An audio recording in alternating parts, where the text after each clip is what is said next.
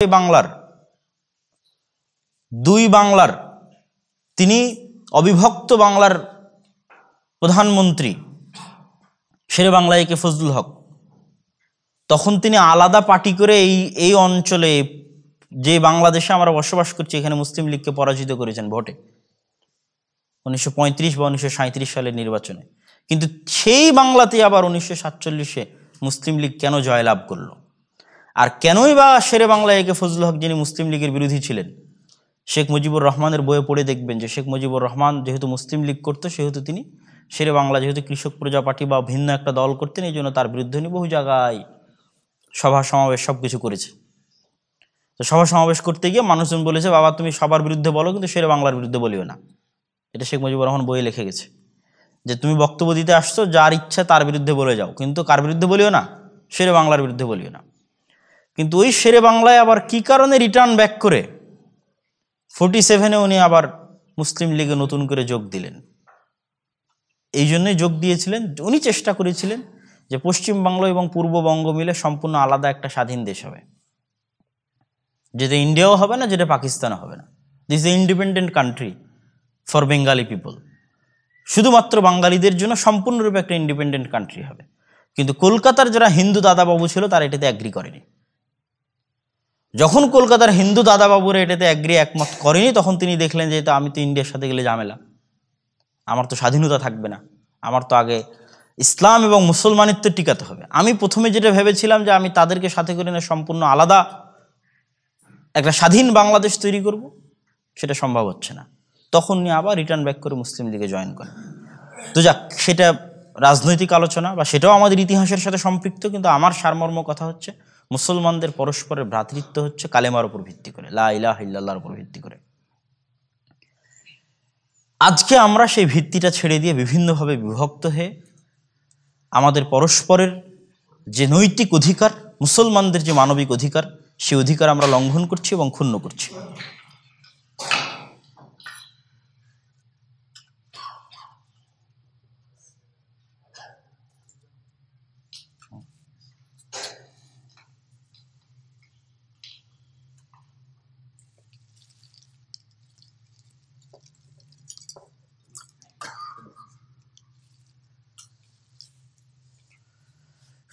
সম্মানিত উপস্থিতি, আল্লাহ সুবহানাহু ওয়া তাআলা আমাদেরকে গাজার মুসলমানদের এবং ফিলিস্তিনের মুসলমানদের প্রতি দেশ এবং জাতির বিভেদের ঊর্ধ্বে উঠে তাদের প্রতি ভালোবাসা প্রদর্শন করার তৌফিক দান করুক, আল্লাহুম্মা আমিন। তাদের ব্যথায় ব্যথিত হওয়ার তৌফিক দান করুক, আল্লাহুম্মা আমিন। তাদের জন্য দোয়া করার যতদূর আমাদের সাধ্যে কোলায় ততদূর চেষ্টা করার তৌফিক দান করুক, আল্লাহুম্মা আমিন। এবং এই বিষয়ে কোনো প্রকার দ্বিমত, কোনো প্রকার অমত, পরস্পরের বিরুদ্ধে কাদা ছড়াছড়ি যেগুলো বর্তমান অনলাইনে দেখা যাচ্ছে, সেগুলোরও কোনো প্রয়োজন নাই। সবাই নিজ নিজ ইমানের ভিত্তিতে এটাতে ব্যথিত হবে, কষ্টিত হবে, এই কথাই ঠিক। এবং যারা অত্যাচার করছে, জুলুম করছে, তাদের কথা আল্লাহ নিজে কোরআনে বলে গেছে, তারা হচ্ছে অভিশপ্ত। গায়রিল মাগদুবি আলাইহিম ওয়ালাদ-দাল্লিন। দুনিয়ার যত মুফাসসির আছে সব মুফাসসির একটাই ব্যাখ্যা করেছে যে মাগদুবি আলাইহিম মানে ইহুদ, অভিশপ্ত। ওয়ালাদ-দাল্লিন পথভ্রষ্ট মানে নাসারা। নাসারারা পথভ্রষ্ট, এই জন্য বেশি মুসলমান হবে নাসারারা। যত খ্রিস্টান আছে সব মুসলমান হয়ে যাবে। আর অভিশপ্ত মানে সত্য জানার পরেও মানে না, সত্য জানার পরেও লুকিয়ে রাখে।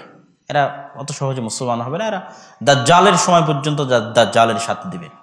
তথা এরা পথভ্রষ্টতার উপর, ইবলিসের মতো পথভ্রষ্টতার উপরই পৃথিবী থেকে বিদায় নেবে। এবং তাদের উপর আমি তাদের বিষয়ে বহু বক্তব্যে বহু জায়গায় আলোচনা করেছি যে তারা কতটা ক্রিটিক্যালি, কতটা মাইন্ড গেম মুসলমানদের সাথে খেলে, কি ধরনের ডাবল স্ট্যান্ডার্ড তারা পৃথিবীতে রক্ষা করে। আর আজ মুসলমানেরা যে জুলুম এবং অত্যাচার নির্যাতনের শিকার হচ্ছে, এটার জন্য শুধু তাদের দোষ দিয়ে লাভ নাই। কেননা তাদের সাথে যদি আমরা নিজেদের তুলনা করি তাহলে আমাদের নিজেদের মধ্যে কমতি আছে বেশি। আল্লাহ সুবহানাহু ওয়া তাআলা তাদের উপর দয়া করে তাদের কাজে এই জায়গায় দেননি, বরং আমাদের আমলের কারণে আল্লাহ আমাদের পিছিয়ে দিয়েছেন, আর তারা তাদের চেষ্টার কারণে এই জায়গায় পৌঁছে গেছে।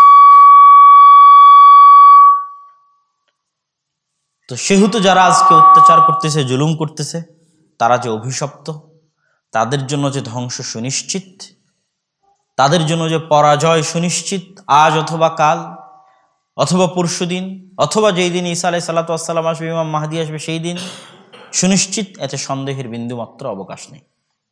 সুতরাং এটা নিয়ে মুসলমানদের মধ্যে এই রকমের কাদা ছোড়াছুড়ি করা যে অমুক ইহুদির দালাল কি অমুক খ্রিস্টানের দালাল, এগুলো ঠিক না। প্রত্যেক মুসলমানকে সমানভাবে নিজের অন্তর থেকে কষ্ট এবং ব্যথা অনুভব করা উচিত। সম্মানিত উপস্থিতি, আমি আমার বক্তব্যের এই অংশে এসে আমাদের চলমান শিক্ষা ব্যবস্থা, যেটার উপর ভিত্তি করে আমরা মসজিদ ভিত্তিক দিন শিক্ষা কার্যক্রম শুরু করেছি, এবং আপনারা যারা এখানে উপস্থিত হয়েছে, বিভিন্ন অঞ্চল থেকে উপস্থিত হন, বিভিন্ন মসজিদ থেকে উপস্থিত হন, বিভিন্ন এলাকা অত্র এলাকা থেকে উপস্থিত হন। আমি এই মসজিদের খবরও জানি না যে এই মসজিদেও আছে কিনা ছোট বাচ্চাদের জন্য দিন শিক্ষার ব্যবস্থা। আমাদের দেশে চলমান যে শিক্ষা ব্যবস্থা আসছে বা যে শিক্ষা ব্যবস্থা চালু হয়েছে, আমি বহু বক্তব্যে বলেছি, আজকেও বলছি, যে সন্তান আমরা জন্ম দিব, আমাদের সন্তান মানুষ হবে ইবলিসের সিলেবাসে, ইবলিসের প্রণয়ন করা সিলেবাসে এবং ইবলিসের প্রণয়ন করা শিক্ষা কারিকুলামে। আচ্ছা, তার মানে কি আজকেরটাই এটা আমি বলছি না, কিন্তু হবে এ কথা বলছি।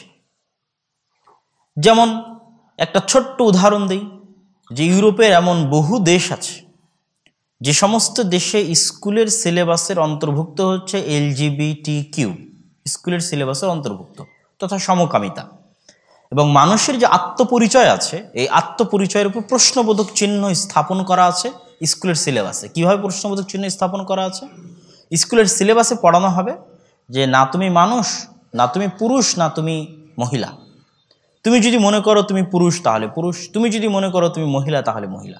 মানে তোমার পরিচয় তুমি ঠিক করতে পারবা, এটা তোমার স্বাধীনতা, যে তুমি এটা ঠিক করবা কিনা যে তুমি পুরুষ না তুমি মহিলা, এটা তুমি ঠিক করবা। আল্লাহ সুবহানাহু ওয়া তাআলা তোমাকে জন্মগত যে পরিচয় দিয়েছে এটা ম্যাটার করে না, এটা স্কুলের সিলেবাসের অন্তর্ভুক্ত।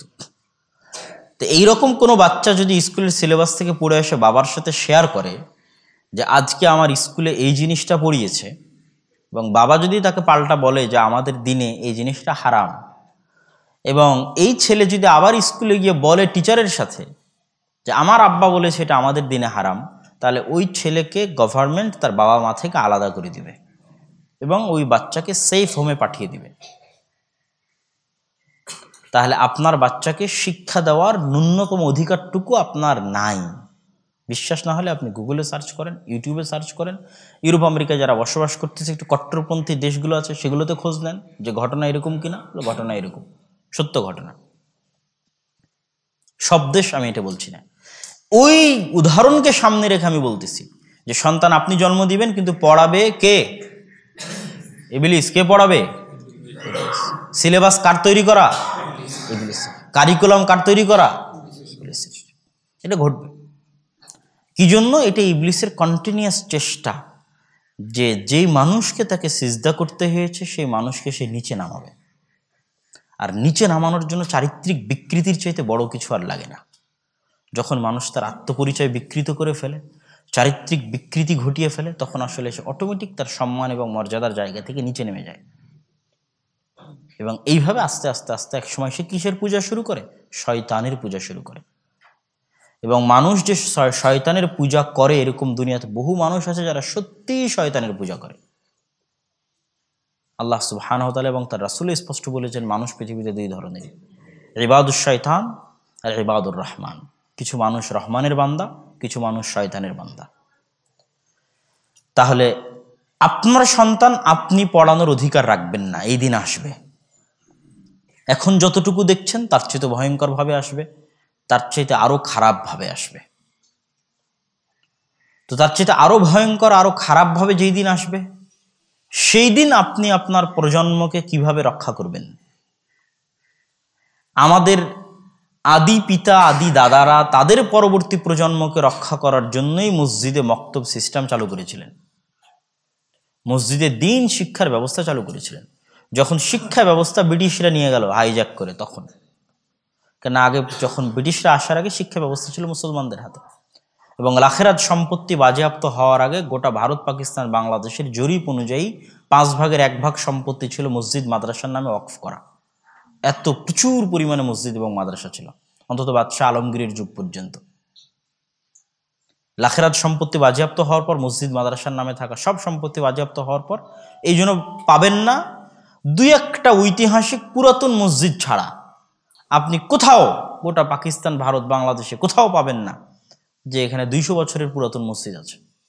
সবগুলো মসজিদের জমি, যত মসজিদ ওয়াকফ করা, সব 200 বছরের মধ্যে। কিন্তু এই দেশে মুসলমানেরা কিন্তু থাকে 1000 বছর থেকে। সেটা আপনি ওই কুসুম্বার মসজিদ দেখে বুঝেন, অথবা সোনা মসজিদ দেখে বুঝেন। গৌড় যেটা, সেটা হচ্ছে আমাদের সোনা মসজিদ। স্বাধীন সুলতানি শাসন আমলে যেখানে রাজধানী ছিল, সবচেয়ে লং টাইম যেখানে রাজধানী ছিল, সেটা হচ্ছে গৌড়। এখানে বিশ্ববিদ্যালয়ও ছিল। তো ওই সময়ের মসজিদগুলো কোথায়? ওই সময় মুসলমানেরা কি ব্যক্তিগতভাবে কোনো মসজিদ দান করেনি, কোনো মসজিদের নামে সম্পত্তি ওয়াকফ করেনি, কোনো মাদ্রাসার নামে সম্পত্তি ওয়াকফ করেনি? সব বাজেয়াপ্ত করে ব্রিটিশরা ওগুলো সরকারি বানিয়ে দিয়েছে। তারপর আবার সেগুলো জমিদারি হিসেবে হিন্দুদের মধ্যে বন্টন করে দিয়েছে। তারপরে শেরে বাংলায় গিয়ে ফজলুল হক এসে ওই জমিদারি প্রথা বিলোপ করলে তখন আমরা আবার আমাদের মালিকানা ফিরে পাই। নাহলে আমাদের কাজ ছিল হলে খাজনা আদায় করে দেওয়া, জমির মালিক আমরা ছিলাম না। আজকে যেই জমির পর্চা RSA, CS, SA খতিয়ানে আপনারা নাম লিখিয়ে দখলভুক্ত হয়ে মালিক হয়েছেন, এগুলো সব তারপরে, জমিদারি প্রথা বিলোপ হওয়ার পরে। তার আগে জাস্ট শুধু খাজনার কাজ ছিল আমাদের, খাজনা আদায় করে দেওয়া অথবা খাজনা প্রদান করা, আর কাজ করে তাদেরকে যে নীল চাষ করি আর যেটাই করি সেটা বুঝিয়ে দেওয়া। তো আমি যেটা বলছিলাম যে তখন ব্রিটিশরা যখন শিক্ষা ব্যবস্থা মুসলমানদের নিয়ে নিল, তখন মুসলমানেরা চিন্তা করলো যে আমাদের পরবর্তী প্রজন্মকে ধরে রাখতে হলে আমাদের আর কোনো রাস্তা নেই, আমাদের মসজিদে দিন শিক্ষার ব্যবস্থা চালু করতে হবে। তখনই কিন্তু জোরদারভাবে মসজিদগুলোতে মক্তব চালু হয়। আজকে আমাদের যে শিক্ষা ব্যবস্থার দিকে আমাদের দেশ ধাবিত হচ্ছে, এই শিক্ষা ব্যবস্থা থেকে পরবর্তী প্রজন্মকে রক্ষা করতে হলে প্রত্যেকটা মসজিদে ফরজে আইন মনে করে দিন শিক্ষার ব্যবস্থা চালু করতে হবে, এবং ফরজে আইন মনে করে প্রত্যেকটা মুসলমানের সন্তানকে স্কুলে পাঠানোর আগে, স্কুলের বারান্দায় দেওয়ার আগে মসজিদের বারান্দা অতিক্রম করাতে হবে, বাধ্যতামূলক। এছাড়া পরবর্তী প্রজন্মকে রক্ষা করা, দেশকে রক্ষা করা, জাতিসত্তার আলাদা ভিন্ন পরিচয়, মুসলমানের পরিচয় রক্ষা করা সম্ভব নয়। এটা একটা সংগ্রাম এবং এটা ফরজ। এবং আমরা জামিয়া সালাফিয়ার পক্ষ থেকে আর দাওয়া ইলাল্লাহর পক্ষ থেকে সারা দেশে মানুষের মধ্যে সচেতনতা তৈরি করার জন্য এটা কাজ করছি। তার মানে আমি একাই সব করব, এটা কখনোই নয়। কিন্তু বলতে থাকলে, মানুষ শুনতে থাকলে, 5টা জায়গায় করতে থাকলে, তাকে দেখে আর 5 জনকে দেখে আর 10 জনকে দেখে এভাবে মানুষ ধীরে ধীরে সচেতন হবে।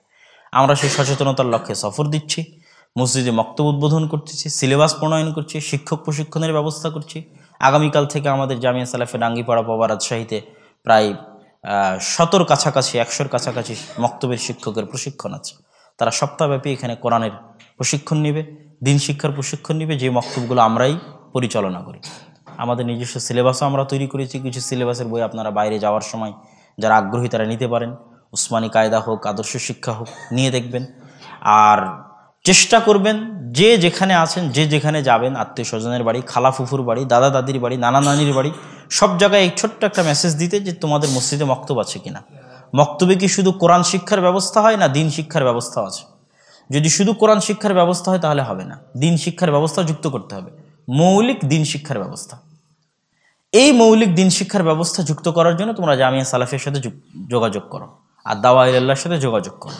তারা এই পুরো একটা প্রজেক্ট নিয়ে কাজ করতেছে। তাদের সাথে যোগাযোগ করে সিলেবাস নিয়ে ট্রেনিং দিয়ে তোমরা তোমাদের মসজিদে মক্তব চালু করো। কোরআন এবং দিন দুইটা একসাথে মুসলমানের সন্তানকে শেখানোর ব্যবস্থা করো। আল্লাহ সুবহানাহু ওয়া তাআলা আমাদেরকে এই সংগ্রামে, এই চেষ্টায় ওতপ্রোতভাবে সহযোগিতা করা, জড়িত হওয়া এবং বাস্তবায়ন করার তৌফিক দান করুক। আল্লাহুম্মা আমিন।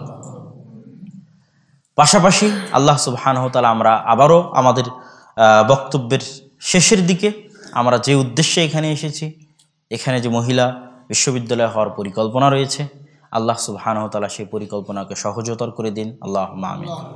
এই কাজকে কবুল ও মঞ্জুর করুন। আল্লাহুম্মা আমিন।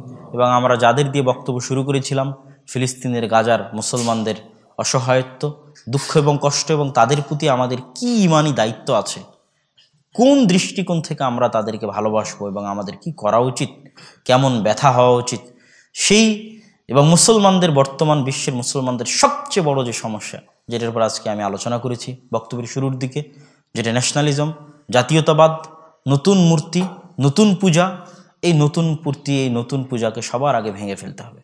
যেটা আল্লামা ইকবালও তার কবিতার মধ্যে আহ্বান জানিয়েছে যে এই বুথকে আগে তোমরা খাক মে মিলা দাও। এই নতুন যে ন্যাশনালিজমের মূর্তি তোমরা তৈরি করেছো, জাতীয়তাবাদের মূর্তি তৈরি করেছো, এটা আগে ভেঙে চুরমার করে দাও।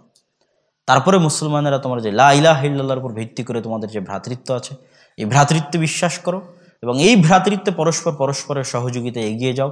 আল্লাহ তোমাদের বিজয় দিবেই দিবে ইনশাআল্লাহ। আর বিজয় কিন্তু কঠিন কিছু না। আমিও যখন হাদরুল আলাম আল ইসলামী পড়েছি যে সারা বিশ্বের মুসলমানদের শক্তি কি, সম্ভাবনা কি, তখনও দেখেছি একদম হয়তো পার্সেন্টেজগুলো আমার অ্যাকুরেট হবে না, কিন্তু পৃথিবীর 60 বলেন 70% বলেন তেল উৎপাদনকারী দেশ হচ্ছে মুসলমানেরা। পৃথিবীর প্রায় 25% গ্যাস উৎপাদনকারী হচ্ছে মুসলমানেরা। পৃথিবীর সবচেয়ে বড় মরুভূমি, রোদ এবং তাপের অংশের অধিকারী হচ্ছে মুসলমানেরা। কেন বললাম রোদ এবং তাপের কথা? যে আজকের বিশ্ব যদি তেল নির্ভরতা থেকে বের হয়ে আসতে চায়, তো বিশ্বের পরবর্তী শক্তি হচ্ছে সৌরশক্তি, সূর্যের শক্তি। তো যে সূর্য দেখেই না 6 মাসও কী করবে সূর্য কাজে লাগিয়ে? তো কোনো কাজ নাই। তো সব ইউরোপিয়ান আর আমেরিকান কান্ট্রির দেশগুলো পড়ে আছে শীত প্রধান এলাকায়, ওরা কি করবে সূর্য দিয়ে? কোনো কাজ নাই। তো সূর্যের শক্তিকে যদি মানুষ কোনোদিন কাজে লাগাতে চায়, তো সব মুসলমান দেশ, এরা হচ্ছে কোটি কোটি লক্ষ লক্ষ তাদের সম্পদ বাঁচাতে পারবে শুধু সৌরশক্তিকে কাজে লাগিয়ে, সূর্যের শক্তিকে কাজে লাগিয়ে। বিদ্যুৎ চলবে, সব কিছু চলবে। পৃথিবীর যত বড় বড় ব্যবসায়িক প্রণালীগুলো আছে যেগুলো দিয়ে বিজনেস হয়, সেটা হরমুজ প্রণালী হোক, সুয়েজ খাল হোক, যেগুলোর মধ্যে দিয়ে বড় বড় বিজনেস জাহাজ চলাচল করে, এগুলো এক এক সেকেন্ডের জন্য বন্ধ থাকলে সারা পৃথিবীর সকল দেশের কোটি কোটি লক্ষ লক্ষ টাকার ধ্বংস হয়ে যাবে। দূর দূরান্ত দিয়ে ঘুরে জাহাজ পরিচালনা করা লাগবে। এক মাস সুয়েজ খাল বন্ধ হলে গোটা দুনিয়া ঘুরে জাহাজ যেতে হবে। ভূমধ্য সাগর থেকে আর কোনো জাহাজ তখন আরব সাগরে প্রবেশ করতে পারবে না। গোটা আটলান্টিক সাগর ঘুরে আসো। তো এরকম অসংখ্য সাগরের যে প্রণালীগুলো আছে, যেগুলো ব্যবহার করে পৃথিবীতে ব্যবসা চলতেছে, বাণিজ্য চলতেছে, এগুলো মুসলমানদের হাতে। এরকম অসংখ্য শক্তি সামর্থ্যের জায়গা মুসলমানদের আছে। এবং টাকা পয়সার দিক থেকেও আমার ছোট্ট গবেষণা আমি দেখেছি, চায়নার কথা বলেন, ইংল্যান্ডের কথা বলেন, আমেরিকার কথা বলেন, তারা মাথার ঘাম পায়ে ফেলে টাকা উপার্জন করে, অনেক কষ্ট এবং পরিশ্রম করে, যান্ত্রিক জীবন যাপন করে টাকা উপার্জন করে। আর মুসলমানেরা হচ্ছে বসে থাকা আরামের টাকা। এরকম বসে থাকা আরামের টাকা দুনিয়াতে এখন অন্তত কারো নাই, আমেরিকারও নাই ভাই। যে বসে আপনি আরামে তেল বিক্রি করে টাকা ইনকাম করবেন, এই টাকা নাই আমেরিকার, এই টাকা চায়নার নাই। চায়না এবং আমেরিকার টাকা হচ্ছে মাথার ঘাম পায়ে ফেলা টাকা।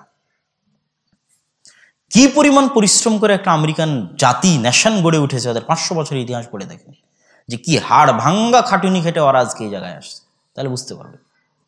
আর আল্লাহ মুসলমানদের কি দিয়েছে? অঢেল টাকা বসে থেকে। কিন্তু তারপরেও সারা পৃথিবীতে মুসলমানেরা গোলাম। আমি বহু বক্তব্যে বলেছি যে সারা পৃথিবীতে মুসলমানেরা গোলাম। শিক্ষার দিক থেকে গোলাম, অর্থনীতির দিক থেকে গোলাম, রাজনৈতিকভাবে গোলাম, অথচ সবই আছে মুসলমানদের কাছে। সুতরাং সমস্যা কোথায় সেটা খুঁজে বের করতে হবে। তার মধ্যে আজকে একটা সমস্যার আমরা আলোচনা করলাম। আল্লাহ সুবহানাহু ওয়া তাআলা মুসলমানদেরকে বুঝার, চেষ্টা করার, আমল করার তৌফিক দান করুক। আল্লাহুম্মা আমিন।